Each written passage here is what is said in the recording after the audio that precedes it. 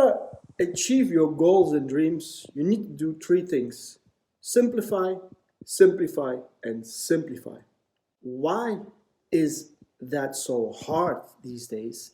Well, look at the example of the corona things, right? Where everybody has an opinion and everybody has something to say about it, but at the end of the day, there are so many opinions and so many things that going on the internet that nobody knows what to make of it anymore. That's the same with going for your goal or your dreams.